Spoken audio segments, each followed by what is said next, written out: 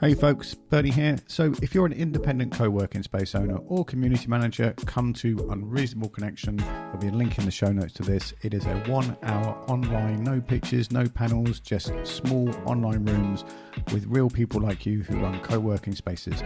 We talk honestly about what's going on. It's not recorded. There's no sponsors. There's no product placement. And together you will figure it out with the other 3 or 4 people in your room. It's informal but structured, so you actually meet people and not just share a screen. I would say it's the antidote to awkward networking. In fact, it's the networking event for people that don't like networking. And you can click the link in the show notes. It's online, it's free, and hope to see you there. Now, on with the show. Hi folks, it's another Co-working Values podcast, and in our luxury studio today is Vibushan. What are you known for, and what would you like to be known for, Vibushan? So, I'm co-founder and CEO of Oru Space, and yeah, that's sort of a lot of my identity at this moment in time. I have been running Oru for over 5 years now, and I set it up with a very close friend, and still is a close friend, miraculously, Paul Nelms.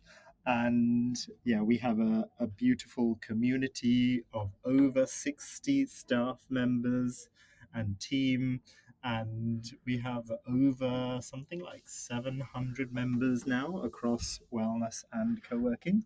So yeah. And you didn't answer the question, man. Like, what would you like to be known for? What would I like to be known for? Oh, yeah, thank you. Really, like first time that question's been asked. So, I'd like to be known for not shying away from the discomfort and the difficulties of being a first generation person navigating some really difficult stuff, from the ceilings that are imposed on you in the many different ways, as well as what we're fighting for. And for me, what I'm fighting for is opportunity, accessibility, and people embracing creativity and embracing opportunity. I must have asked that question at least 900 times in a podcast, and that is one of the best answers ever, man. Oh, thank you. That's very, very kind, Bernie. So, I think some of that probably comes from our relationship. That is very inspiring for me as well. oh, thank you. We got to stop fanboying each other and get to the meat. Okay, right. But I would hug you if I was there in person. Oh, so yeah. I'm, you alluded to a lot in there, but there's a little bit in there. What you just said is, I remember Oru Space opening. I saw it online opening. It was about to open, and then COVID happened. Yeah. And that was quite exceptional how you navigated all of that. And I kind of, before I even knew you and Paul, and I saw it opening, there was something going on there. And then as I've got to know you and visited the space, there's just some kind of pixie dust. And where does that purpose? I think I don't want to accuse you of just having a purpose. Like, you and Paul seem to have this vibranium type Wakanda energy that goes into what you do. And where does that come from? Which you might not be able to answer all in one go, but it comes from it comes from being told no, being told to reduce yourself, and working for people who don't give a shit about your future or the environment or your community. And it comes from that place of, fuck me, we have got to start doing something about this now. That's it. Yeah. You make it.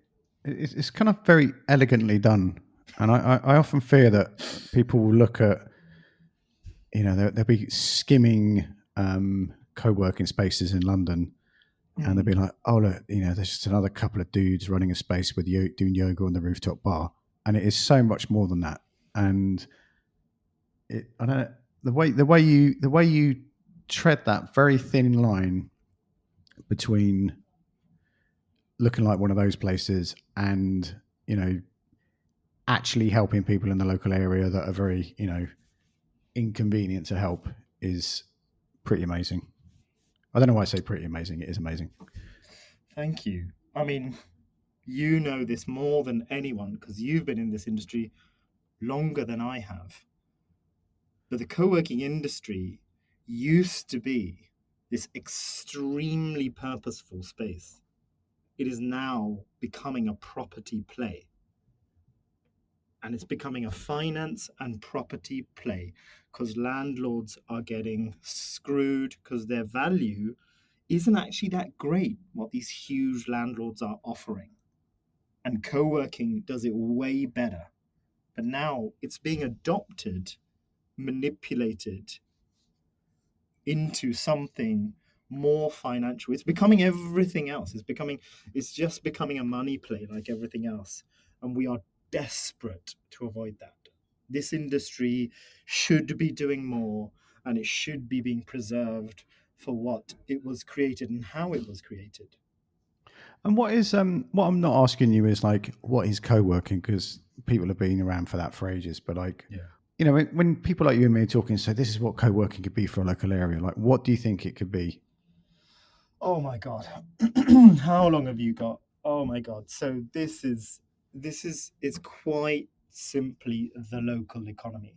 And what people and I mean by that is knowing your neighbours, not commuting for 15 hours a week for no good reason, not going into this idea that the creativity in the world just exists in Shoreditch, and not buying into this sentiment that you've got to work with someone the other side of the world to do amazing work.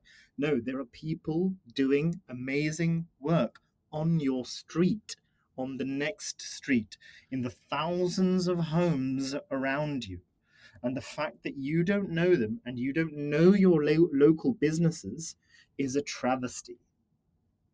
And every pound you spend when you work locally, the effect that has on your high street and your community and the people working in it is enormous, because you're going to spend that money one way or another, but you're either spending it on big business and big landlords, or you're spending it locally and trading locally.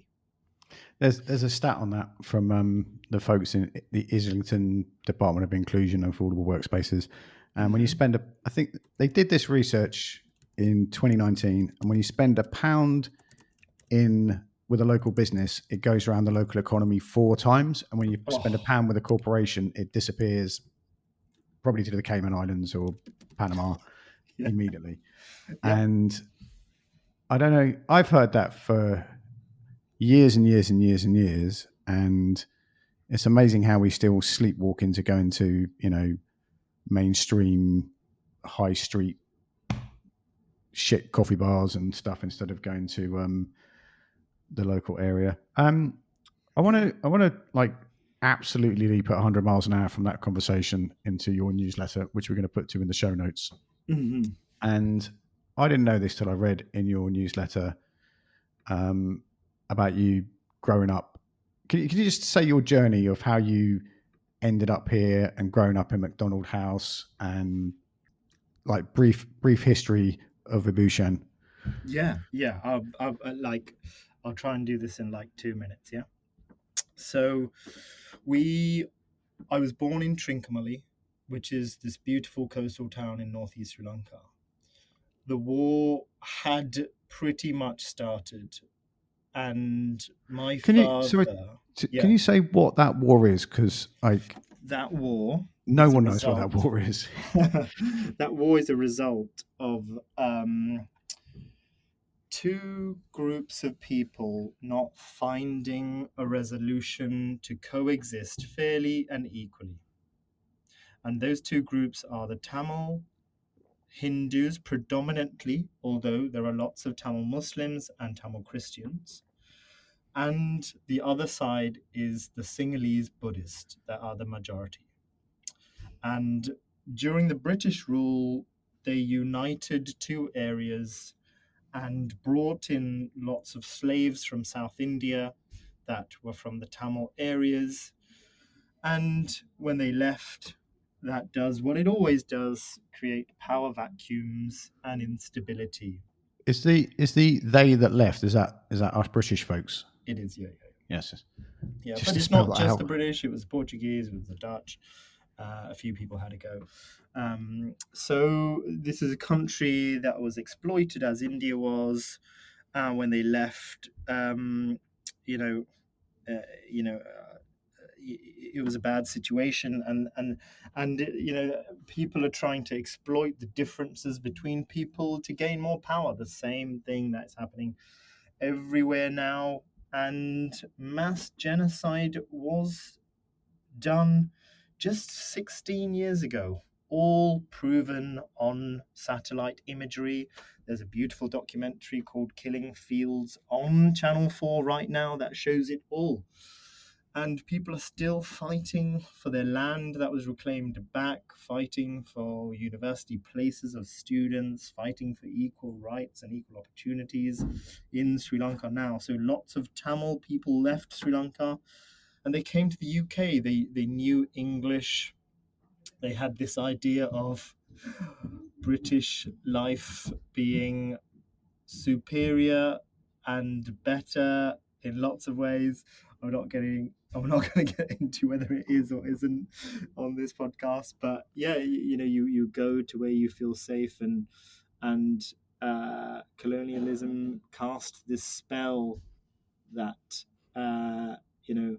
made you feel that this was the place to be. And so lots of people came here, including ourselves. We arrived when I was 2 years old, so luckily I didn't witness all the difficulty and hardship that my parents did, but their houses got burnt down. And we hid in a bunker at the bottom of our garden whilst this was happening. And before that, I was born under curfew time. My mum had to walk to the hospital with an aunt. There's a bit more on that story online, I'm sure you can find. And then we came here when I was 2.5, so that was in 1988. And we had safety, and we also had a lot of happiness as soon as we got here.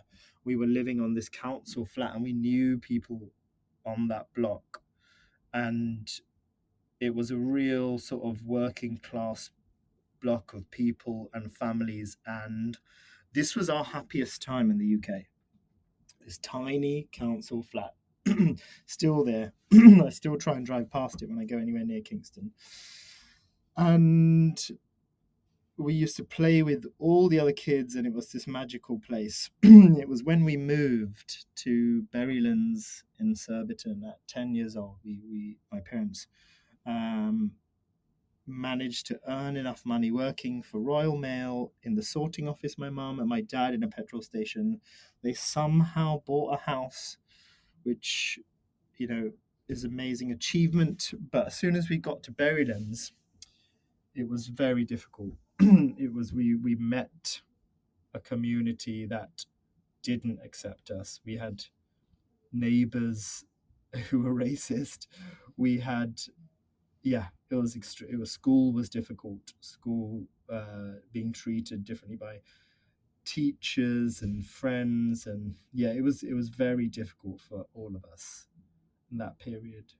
In that like little formation period, is there? I don't want this to sound like a poignant romantic question, but my wife has had loads of adversity, and that really informs how she acts nowadays. Yeah. in a very positive way. Yeah. And what happened then that like informs how you act now? Honestly, it it didn't go very well. Like, I was angry. I grew up very angry, very, because I was very I believed in this idea of, and I still believe in this idea of fairness and equality in my core.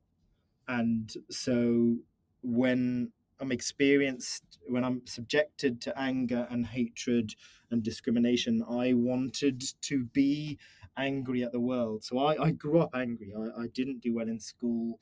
I failed university. Um, it was when I hit 21 and I looked at myself and I was like, fuck, this is going nowhere. I'm not getting anywhere. And I had this reality just hit me. It just slammed me in the face, and I was like, my life is shit. I've achieved nothing. I've like I've not generated any wealth. I haven't got any education. It was just this thing that smashed me in the face, and I was like, I'm like, this is not going to end well. And I had to like I had to change my perspective so dramatically. And I can't remember the exact saying, but it was about, you know, like not embarking on this race to the bottom, not living your life like I'm going to reduce what I'm aiming for. And what I did have was I always worked. I never didn't work. I always had jobs. And I always knew I had lots of ability. I knew I was good at doing things. I always wanted to do things well. Um, so I knew I had great skills and I knew I could pick things up quickly. So I had confidence. I just didn't have anything else. I didn't have systems. I didn't have belief systems. My parents didn't have the tools or ability to teach me how to be, how to approach things, how to navigate this country, how to navigate this culture. All of that I had to learn for myself. And the jobs that I did and the people I worked alongside lifted me up. I had some amazing bosses. I worked with some incredible people, and lots of people believed in me in the workplace. And I found loads of opportunities. I worked for some brilliant people and some brilliant companies, and that helped. So when being 21, did you, you know, that little revelation, did you like spend 6 months walking around London feeling like that, or did you stand on London Bridge in the sunset one day and have this eureka moment? It was it was just, you know, you like lots of people resonate this, like, Asian parents think you should achieve enormous academic success and that results in happiness. That's it. That's all they think. And the number of jobs that they're aware of is few. So if you don't achieve academic success in these finite number of things, you're a failure. So I was already an outcast failure, and the disappointment in my parents and the wider family's faces every time I saw them was enormous, because they'd grown up seeing this bright child achieve nothing. So they sort of pin their hopes on you, and they're living for you, and you can't match their expectations. So it's really debilitating. So you've already experienced a lot of failure by 21, because in lots of people's eyes around you, you've failed loads. So that's, it's almost useful. You learn to fail quite young, and so then you're at this position where you're just doing more and more failure and more anger, and then you're trying to find. I'm trying to find this. You know, you're trying to cut corners. You're trying to do stupid things to generate wealth and generate opportunity, and it's so it's so stupid. And then you're like, oh, like this doesn't achieve anything. You're not building anything. You're not creating a life. And so it was just lots of failure and lots of things. And then as I was working and finding new opportunities, It's inspiring, right? You're around people who have generated wealth and own their own homes and drive nice cars and have stability and have hope. And the most important thing is sometimes you come across opportunities where you can learn. And that's like, fuck, like that feels so different when a company allows you or encourages you to learn. We don't always get that here. There's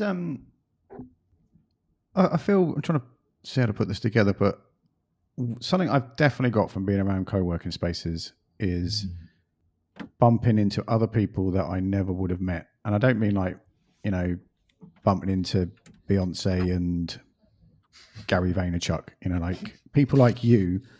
And it's like that friction and collision and connection is I don't want to get into like romanticizing the whole thing because it is really tricky, but like when you're I often think back, what made me think of this, sorry, just to get back on my stream of consciousness, is if I'd been in a co-working space when I was 21, I probably would have saved 10 years of my life. That's what I'm trying to say.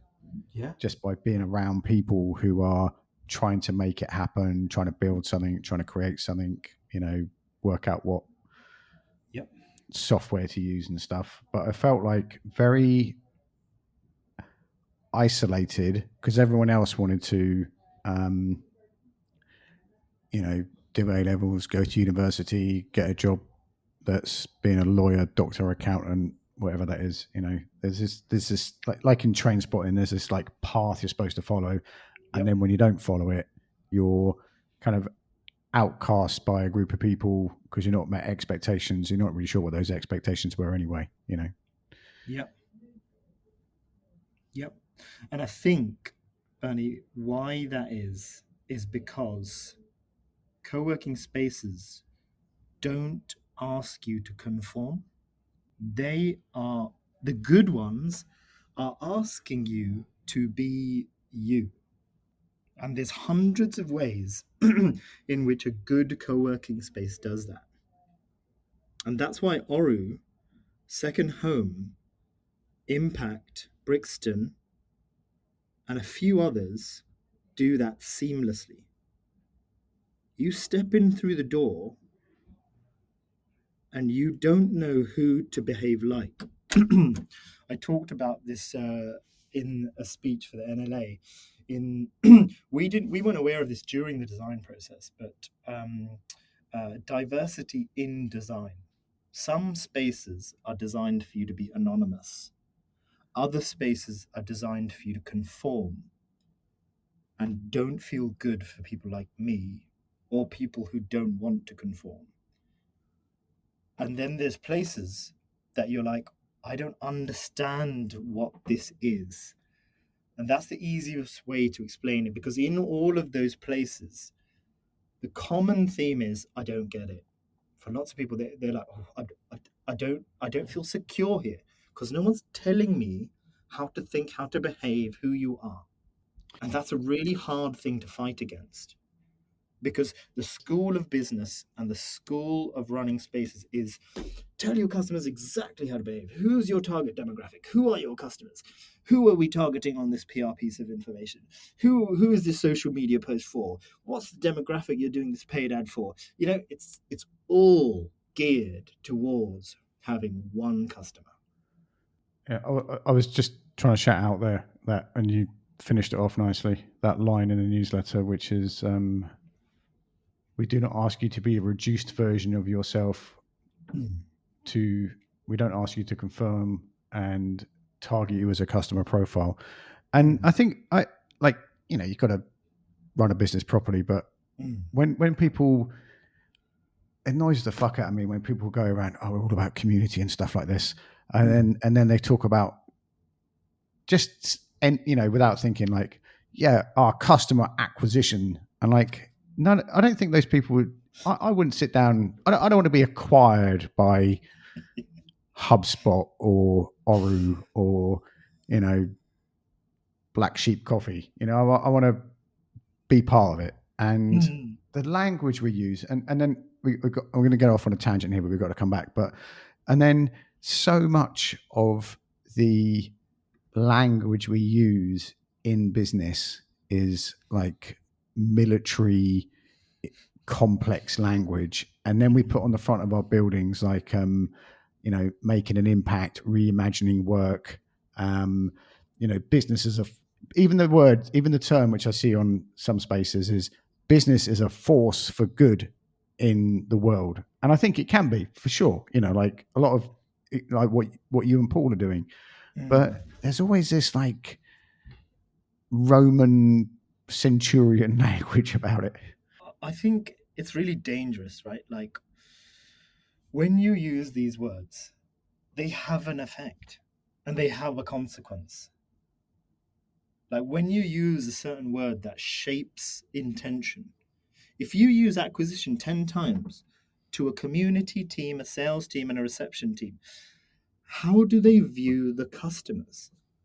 How do they interact with the customers? How do they navigate difficult situations with customers? It has an effect. It has a consequence. So something else like that I wanted to ask you about is, and this is going to take us back to your newsletter, is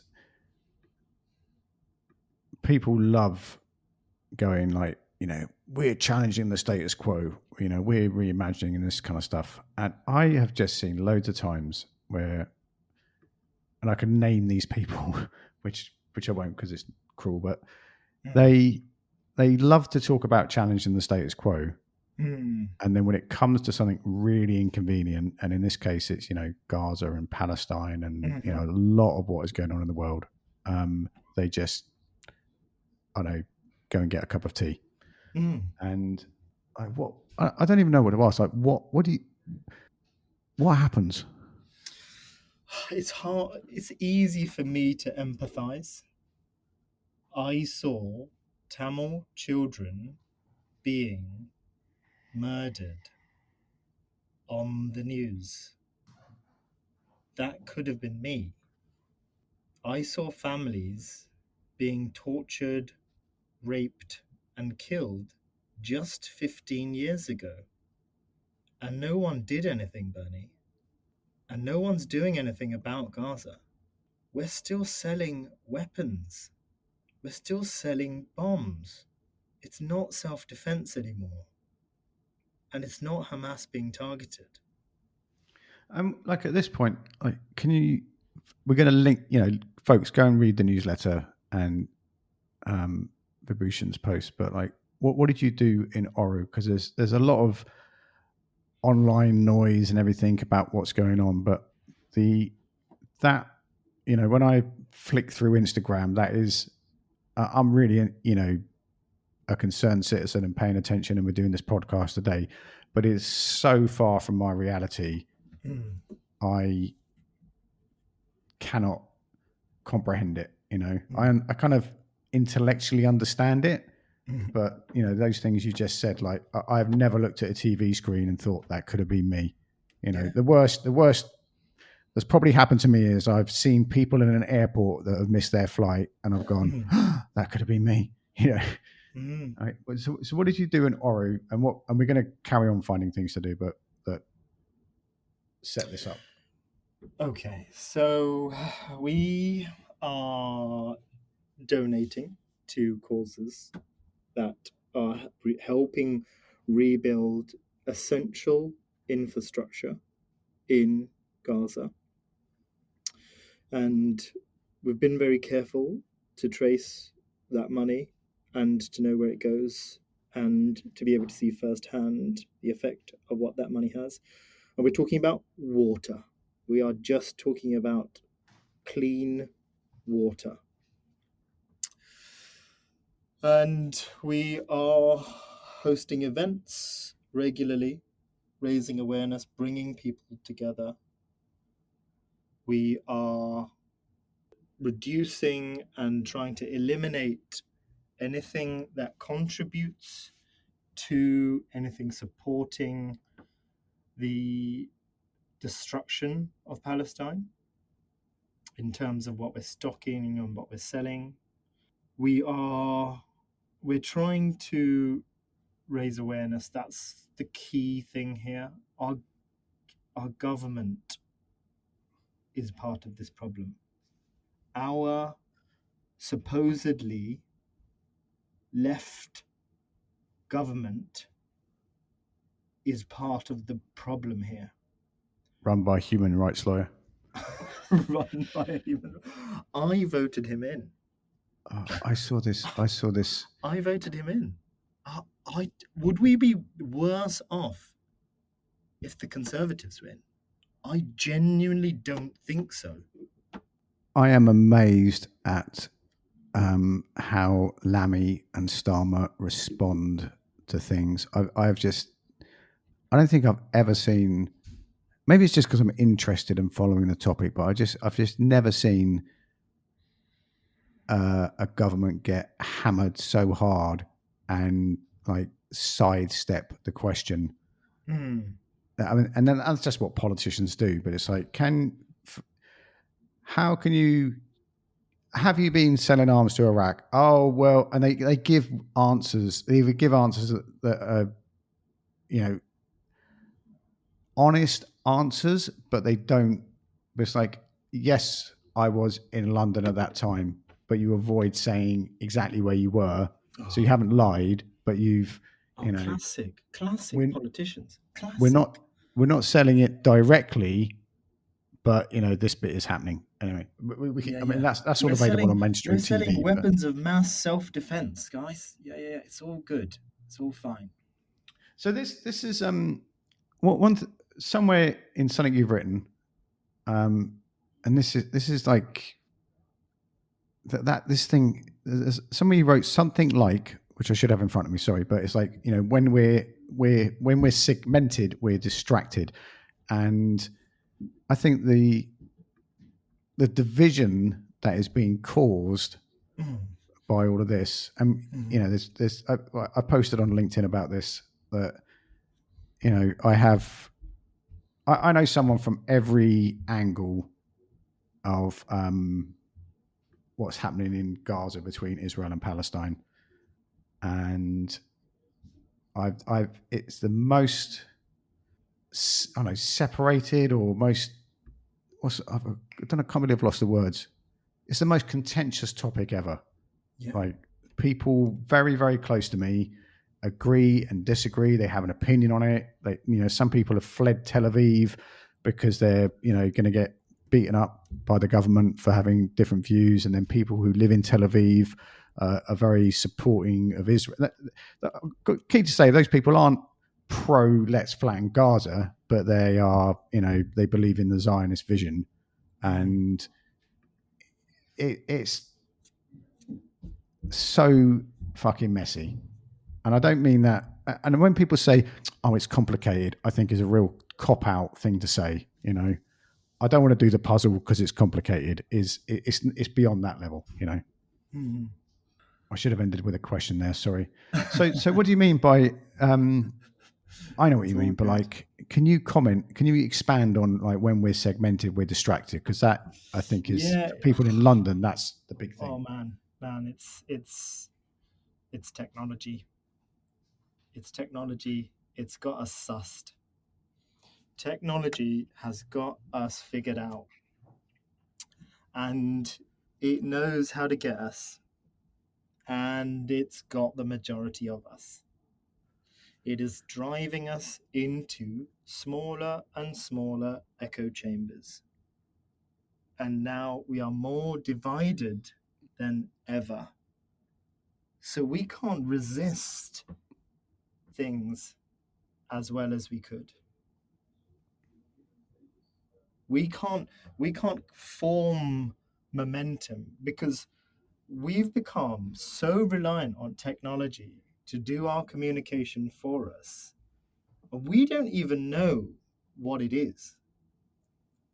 We don't understand how powerful that Instagram feed or TikTok feed is. It is the equivalent of a nuclear bomb.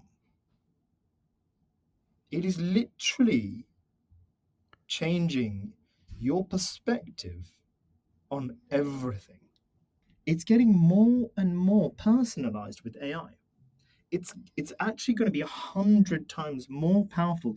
We're just about to see the most sophisticated scams you could imagine targeting us. Wait and see. This is going to happen. There is hope. There is a way around it, and that answer is not trusting what we see on a screen, because that is what AI is going to. It's going to flood us with stuff, and my prayer and hope is that we realize that this could be anything, and that drives us together in person. Let's do things live. Let's do things in person. Let's not rely on technology doing all the fucking work for us, because it's not us in control of that technology. It's someone else. This is like my hope for, and it's always been, my hope for co-working spaces. And this has just happened more and more since COVID, with, places like yours and other places pitching themselves as, neighborhood connection spots and neighborhood workspaces. Is going back to what we said earlier, when the money goes round the economy and it's spent with local businesses and everything like that. And it's just, it almost sounds too simple to say, but when you like, I used to live in Ilford in Redbridge, and I got to know more of Ilford in Redbridge during COVID because I wasn't coming into central London to go to a uber cool co-working space. And there's a lot of, probably since like 2018, I don't know what happened, but there's a lot of independently owned can't really have that went out my mouth so much. There's a lot of independently owned restaurants and cafes in Ilford. So, and it's just way more fun going and eating in those places than going and eating in, TGI Fridays and Starbucks. And that's my hope, is that if we all commit to our local community, it can only be a good thing. And it gives that in-person thing. That's where I was going with that. Sorry. Yeah. It is the solution to like everything. Grow local, eat local, trade local. Know your neighbors. They're not aliens. They have the same eyes, the same ears, the same skin, the same limbs. They are the same as you. So where, just before we end, like, what would you like us to take away? And is there like an action you'd like us to do? And, this won't be the first of these conversations, but what is your, I'm going to say, like, what is your hope for this kind of community building role that a co-working place can play in bringing us together? I think I want to do more awareness in the property sphere. Property and the environment and the high street is what I'm going to focus my energies on. And I think we've got to increase the momentum. I'm so inspired by New York combating how everything is heading in the wrong direction. And they have elected Mamdani, who is just this incredible socialist. And I'm seeing socialism work in Sri Lanka. I'm seeing it work in more places than ever before. And I want to be a part of that solution. And I want to improve the trajectory. Fixing now is hard. Fixing tomorrow and working on tomorrow is the solution. That's great. There's, I'm going to put a link, folks, to John Alexander and his citizenship book, and that's going to be in the show notes. And a lot of you listening to this will have come to those two events we did in London with John Alexander, and how it's the end of the consumer story and the beginning of the citizenship story. And actually, we're in the citizenship story. And I'm putting you that there. I'm sending you that there because it's like a common connection point for a lot of you, and it can build upon what Vibushan just said there. And we're going to put links to the newsletter and everything like that. But is there any particular links you'd like us to include in the show notes? Yeah. Let me share a few bits with you. I'd love the newsletter, and I'd love people to follow us, myself on LinkedIn and on Instagram, because we are vocal on these platforms. They are not purely for sales and brand elevation. Yeah, well, I'd love people to engage more in what we're doing. And just to spell it out, where are you in London? We're on Lordship Lane in East Dulwich, and we are on Sutton High Street in Surrey, which has 45,000 square feet of co-working, wellness, nursery, community garden, rooftop bar, retail units, and probably another 5 things I've forgotten to mention. Yeah, and just thanks for your time today. Incredible conversation. Folks, if you go to the show notes, there's links to all those things there. There's links to the 8,000 strong LinkedIn group. There's a link to the Workspace Design Show, which will be in the Business Design Centre in 2026 in February. And there's also a link to our little AI quiz there, so you can work out how you're using AI in your co-working space, because I am amazed at how many people are not using it for everyday stuff to save them time in order to spend more time with their members and other human beings. And wherever you are in the world, be careful out there. It is a jungle.